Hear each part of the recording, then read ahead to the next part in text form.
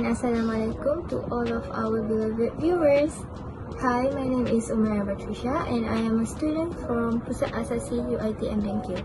So for today, for our health awareness project, my group and I already decided to talk about a very rare and special disease known as Toxoplasmosis.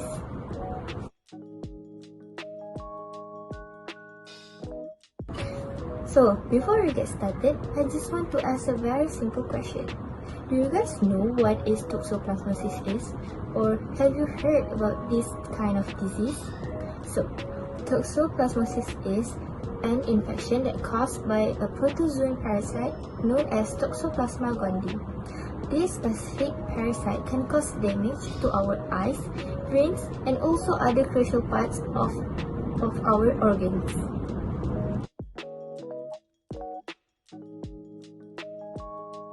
There are so many causes that can lead a person to get infected by toxoplasmosis, and one of it is by eating raw and undercooked meat and also eating unwashed fruit and vegetables.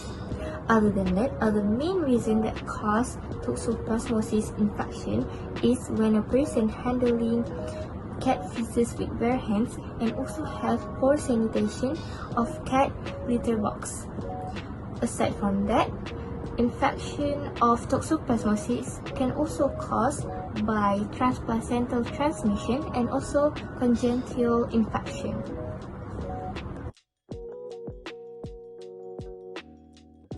Several data has been collected in Malaysia. There are several categories. First is ethnic groups. In Malaysia, there are three main ethnics, which is Malay, Indian and Chinese. Malay has the highest prevalence than Indian and Chinese for association of age and sex. Toxoplasmosis disease acquired in early life and increases with age up to the middle age and then decline at the later life. And in terms of gender, males have high prevalence than females. The next one is socio-economic status. The people who has lower income groups, which is 71.8% people, have higher prevalence than higher income group with a percentage of 28.2%. It can be revealed to the rural has a higher prevalence than suburban dwellers. It also higher among the rural than the suburban dwellers. From the recent study, the scientists have investigated that individuals living in Kuala Lumpur has higher prevalence than individuals living outside the Kuala Lumpur.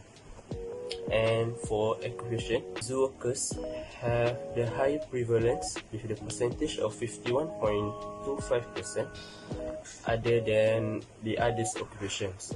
And association between risk factors. The risk factors including contact with the cats, the blood transfusion, and the undercooked meat.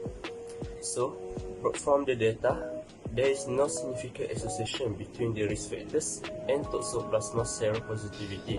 It also not significant for the association between the risk factors and the disease transmission. Finally, is association between CD4 counts. CD4 counts means a prognostic marker of AIDS-defining illness according to the Communicable Disease Control, which is CDC, in 1993, which is related to the progressiveness of HIV infection to full-blown AIDS with opportunistic infections involved.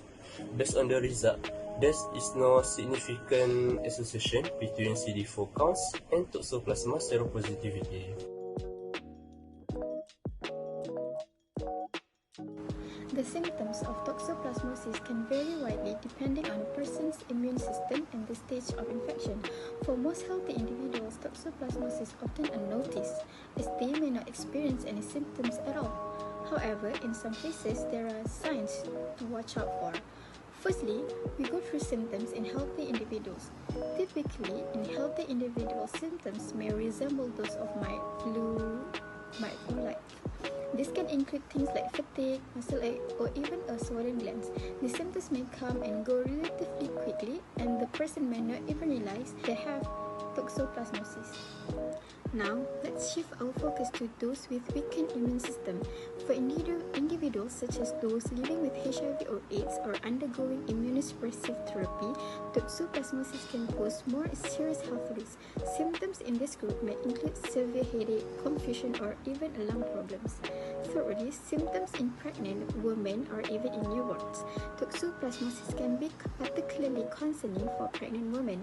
If a woman becomes infected during pregnancy, the parasite can be transmitted to the unborn baby, leading to a condition known as congenital toxoplasmosis. Newborns affected by this may experience jaundice or health complications when birth or later. In conclusion, while toxoplasmosis may often present with mild or no symptoms in healthy individuals, it can have serious implications for certain groups, especially those with weakened immune system or pregnant women. By being aware of the symptoms and risks associated with toxoplasmosis, we can work towards better prevention, diagnosis, and treatment of these important health issues.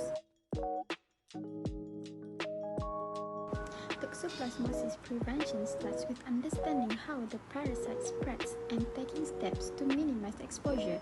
Let's dive into some practical strategies. Toxoplasma gondii is commonly found in the environment, particularly in soil and cat feces. The parasite can also be present in raw or undercooked meat. So how can we protect ourselves from this sneaky little organism? Firstly, let's talk about food safety.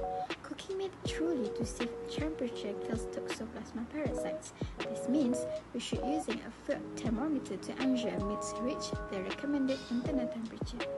Another important step is to wash fruits and vegetables thoroughly before consumption.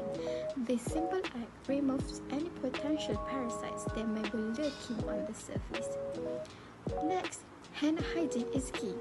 Washing hands with soap and water after handling raw meat, gardening, or cleaning cat litter can significantly reduce the risk of Toxoplasma transmission. If you have a furry feline friend at home, take precautions when handling cat litter. Pregnant women in particular should avoid cleaning the litter box if possible. If you must do so, wear gloves and wash your hands thoroughly afterward. Next, we should wear gloves when working with soil to prevent direct contact with potentially contaminated dirt. This simple step can protect you from exposure to Toxoplasma parasites. By implementing these preventive measures into our daily routines, we can significantly reduce the risk of Toxoplasmosis infection. Remember, prevention is always better than cure. Let's work together to spread awareness about Toxoplasmosis prevention and keep ourselves and our loved ones safe from this parasitic infection.